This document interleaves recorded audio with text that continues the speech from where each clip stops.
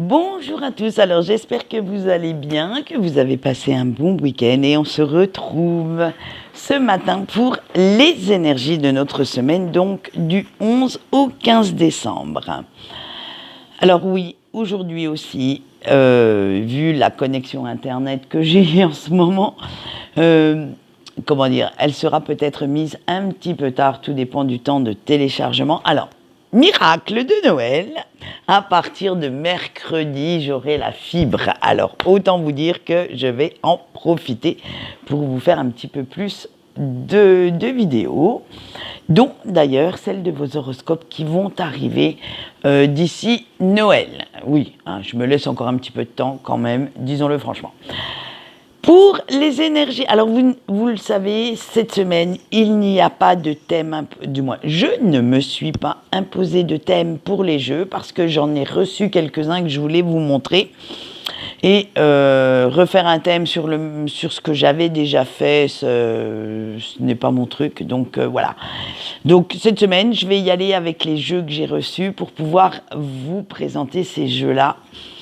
Alors, on commence tout de suite avec les énergies générales et l'oracle Lilith, qui, comme vous allez le voir, est un oracle pour lequel j'ai eu un coup de cœur et vraiment magnifique.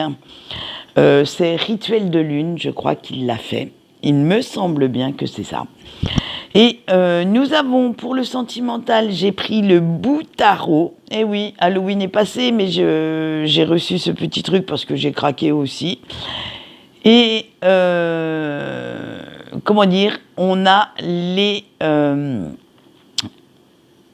l'oracle lecture des cartes angéliques. Eh oui, ou des cartes des anges, je ne sais pas comment ils vont l'appeler, parce que je vous épargnerai de le lire en anglais, je ne sais pas comment ils vont l'appeler exactement en français.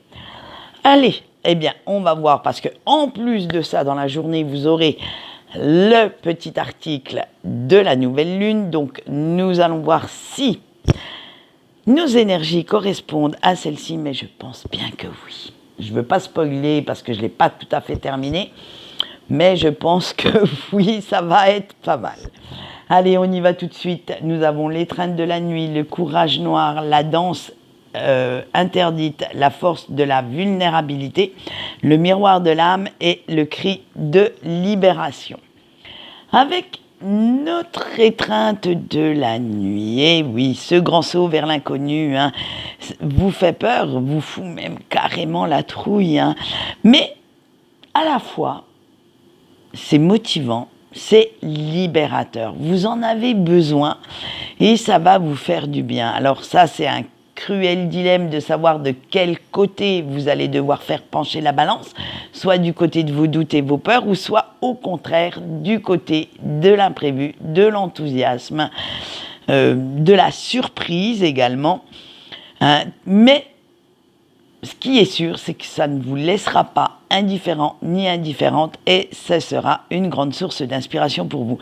Ça va être une multitude de possibilités qui vont s'ouvrir et tout cela vous donne le tournis. Alors vous allez devoir garder quand même l'esprit pas mal ouvert pour profiter de chaque opportunité que cela va engendrer et laisser votre créativité s'exprimer librement. Si vous voulez en fait, en profiter au maximum, il ne faut surtout pas vous réfréner, ni freiner cette passion, on va le voir, hein, qui coule en vous. Et pour passer au mieux ce cap, vous allez devoir puiser la force tout au fond de votre fort intérieur. Vous allez devoir oser vous lancer et oser faire face à ces peurs qui vous vrillent l'estomac. Et oui, comme je vous l'ai dit précédemment, ce n'est pas facile de se lancer dans l'inconnu. Mais vous avez en vous la force nécessaire. Hein.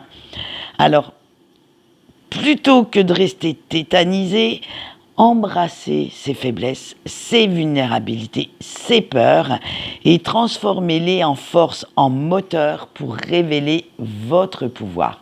C'est vous qui avez la main mise dessus. Comme on dit, on ne peut pas contrôler ce qui nous arrive, mais par contre, on peut contrôler notre façon de réagir face à ce qui nous arrive. Donc faites en sorte d'être dans ce contrôle et de vous y préparer le mieux possible, de faire que ce qui vient à vous est bénéfique et non négatif. Avec la danse interdite, plus vous allez vous libérer de ces angoisses, de cette anxiété qui vous tient, plus vous allez briser ces chaînes qui vous retiennent. Alors, dans une situation que vous aimeriez bien voir se finir, que vous ne souhaitez plus, mais que vous subissez au quotidien. Et là, vous en avez un petit peu ras la casquette.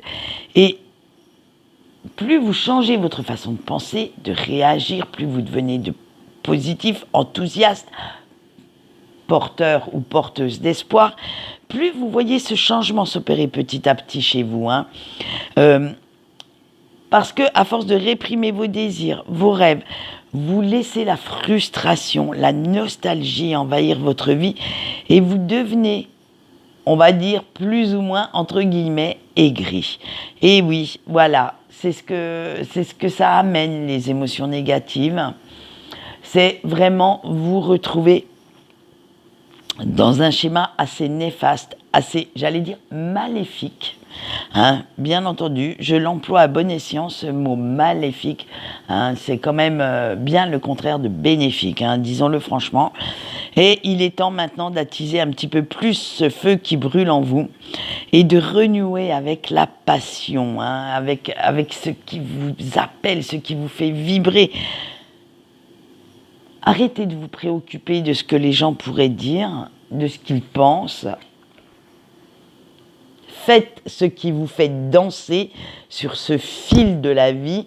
Faites, même si vous êtes quand même assez funambule parce que vous ne savez pas trop de quel côté pencher, faites en sorte que cette vie vous apporte le mouvement, le besoin de bouger dont vous avez besoin actuellement.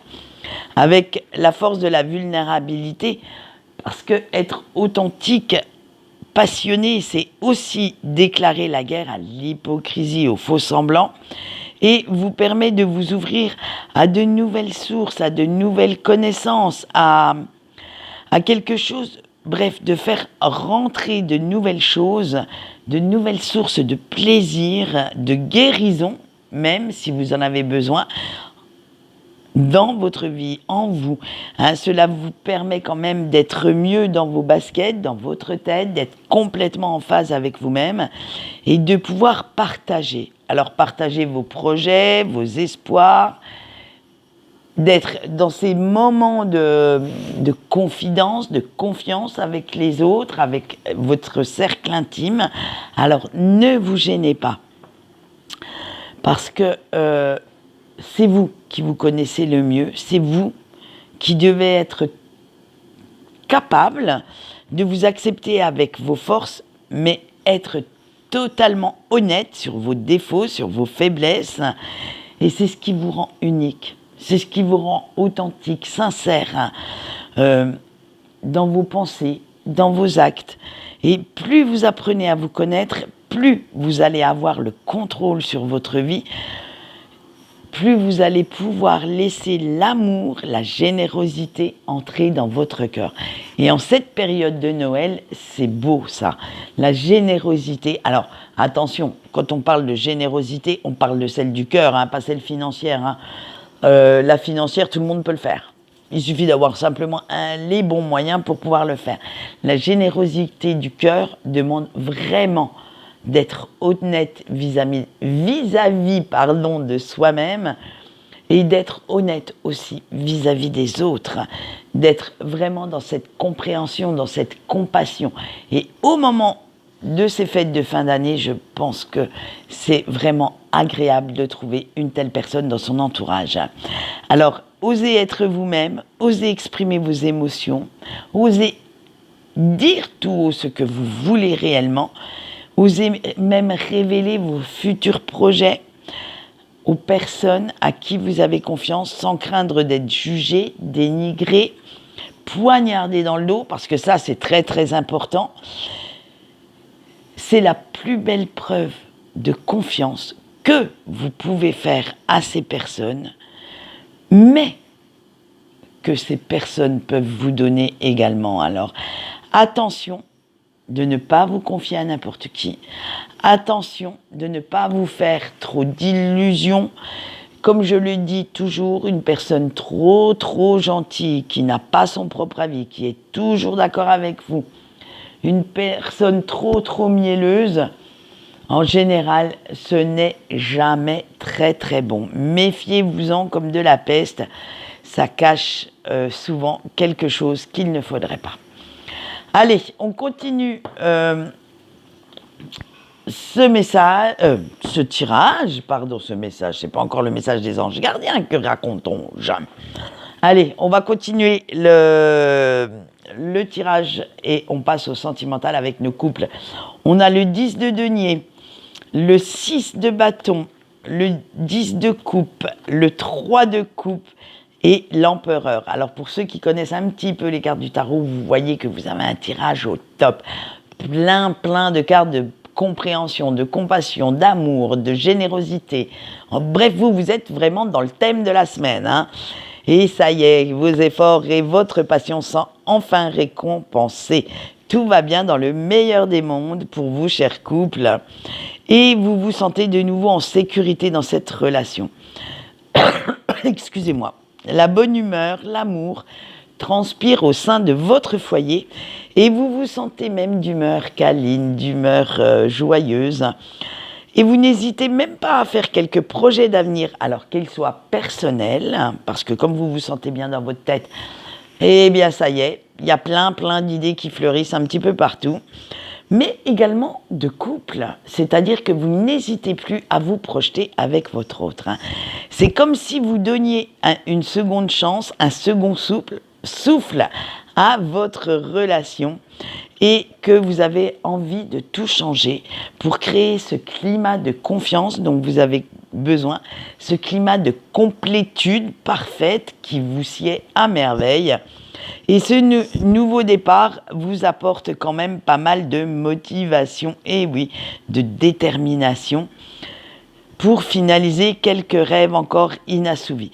Alors, vous allez réfléchir comment faire pour vous ouvrir à ces nouvelles opportunités, comment réaliser certaines choses qui étaient restées au stade simplement de pensée, d'idées, et qui vont amener du peps dans votre quotidien, dans votre couple. Mais pour l'instant, on va dire que le soleil, comme vous le voyez avec la dernière carte, est totalement radieux. Et vous n'hésitez plus à vous projeter, mais à faire de belles projections, à vous projeter avec votre autre. Eh bien, je vous souhaite une très bonne semaine, chers couples, et on va passer tout de suite aux célibataires. Allez, on a le soleil, on a le valet de coupe, on a le 5 de bâton, on a le 5 d'épée, le 5 de coupe et le monde. Alors vous, chers célibataires, il y a encore quelques petits efforts à faire pour croire à l'amour. Mais, ce mais est positif, c'est quand même un petit peu plus sympa qu'il n'y a quelques semaines. Maintenant que vous êtes sur le chemin de la guérison, de la compréhension de vos blessures, n'abandonnez surtout pas les efforts et tenez bon parce que même si quelques obstacles viennent se mettre sur votre route, ça va aller. Vous allez même vous surprendre dans quelques temps. Alors ne laissez surtout pas vos doutes, vos peurs, vos vieux démons reprendre le dessus. Essayez de garder l'esprit clair, de vous montrer sincère et honnête avec la fameuse rencontre que vous avez faite il y a quelque temps en arrière. Et laissez enfin parler votre cœur. Tout se passera bien. N'ayez pas peur de vous montrer vraiment sincère et honnête avec cette personne. Alors, même si le changement vous fait peur, dites-vous bien, malheureusement, un passage obligé pour retrouver la route du bonheur, pour pouvoir vous laisser aller et connaître quelque chose de réellement sympa, de réellement positif avec cette personne. Voilà ce qu'on peut dire. Donc vous aussi, vous avez de belles... Je bafouille. De belles énergies pour cette semaine. Allez, on finit notre tirage sentimental par nos breaks. On a la grande prêtresse, le 4 de denier, l'as d'épée, le 9 de denier et l'as de bâton. Alors vous, cher petit break, pour la personne qui regarde cette vidéo, vous avez un petit peu de mal toujours à comprendre certaines choses et vous cherchez encore des réponses. Mais disons-le franchement, vous n'y voyez pas très très clair. C'est encore très embrumé dans votre tête et vous cogitez tellement que ça en est arrivé à la limite de la torture mentale. Pourtant, disons-le franchement, dans votre vie, tout va bien. Franchement, dans à peu près tous les domaines, ça s'améliore. Les efforts sont récompensés, mais vous avez toujours ce petit truc qui cloche, vous le ressentez et vous n'êtes pas satisfait ou satisfaite à 100% de ce qui se passe. Et oui, vous savez pertinemment que c'est en lien avec la personne de votre cœur, ce petit truc qui vous met mal à l'aise, qui ne va pas, et que malgré tout ce qui va bien dans votre vie, malgré le fait que vous avanciez, eh bien, il y a toujours ce manque, cette tristesse, et vous n'arrivez pas à combler le vide laissé par l'absence de la personne de votre cœur. Alors, il faudrait peut-être arrêter un petit peu de vous focaliser sur ce qui aurait pu être. Avec des si, on refait le monde. Et à l'heure actuelle, vous tournez un petit peu plus vers ce qui est réel, ce qui se passe réellement dans votre vie. Et ne plus rester cloîtré dans la douleur, ne pas vous laisser envahir par la dépression. Oui, votre autre vous manque, mais ce n'est pas une raison pour arrêter d'avancer. Et vous allez voir qu'en prenant ce système de pensée, en vous délestant petit à petit de ces énergies négatives et de retrouver un peu plus un esprit positif, eh bien, vous allez voir que ça va vous redonner de la motivation, ça va vous rebooster, ça va vous donner envie de vous entourer aussi de proches bienveillants, de pouvoir partager à nouveau des moments de joie, de bonheur. C'est ce qui se passe, c'est dans l'air du temps. Avec nos fêtes de fin d'année, c'est vrai que je le dis et je le redis depuis ce début du mois de décembre, les fêtes de fin d'année sont très importantes. Surtout pour les personnes qui, habituellement, se sentent un petit peu seules, n'ont pas la chance d'avoir quelqu'un qui vive à leur côté quotidiennement. C'est à ce moment-là, si vous avez des enfants qui habitent loin, ou de la famille, des amis très intimes, que ces gens-là reviennent. Et c'est là que vous pouvez partager le plus. Alors, oui, votre autre vous manque. Oui, ça laisse un petit trou béant dans votre cœur, mais n'oubliez pas que vous pouvez aussi aimer d'autres personnes d'une toute autre façon. Donc, n'hésitez pas à laisser cet amour s'exprimer librement. Voilà ce que j'avais à dire pour vous aujourd'hui. Donc maintenant, pour le sentimental, bien entendu, nous allons passer à nos petits messages des anges gardiens. Et attention, oula, cette semaine, ils ont été très bavards. Tout a sauté. Alors, tout a sauté en même temps. Les 7 cartes. Donc, je vous laisse faire votre choix parmi les 7. Et nous allons voir tout de suite ce que votre ange gardien a à vous dire. Le choix 1 avec l'ange de la méditation. Votre ange gardien vous dit, si tout devient trop dur, pose-toi quelques instants et pense à autre chose. Pour le choix 2, on a l'ange de la force. Tu as en toi plus de force et de capacité que tu ne le crois. Le choix 3 avec le parking des anges. La situation devient un petit peu trop embrumée. Prends du temps pour faire autre chose de plus stimulant. Le choix 4 avec l'ange de la guérison. Laisse le temps faire son œuvre et fermer tes blessures. Le choix 5 avec l'ange de la connaissance. Tu n'as pas encore toutes les informations dont tu as besoin. Le choix 6 avec l'ange de la manifestation.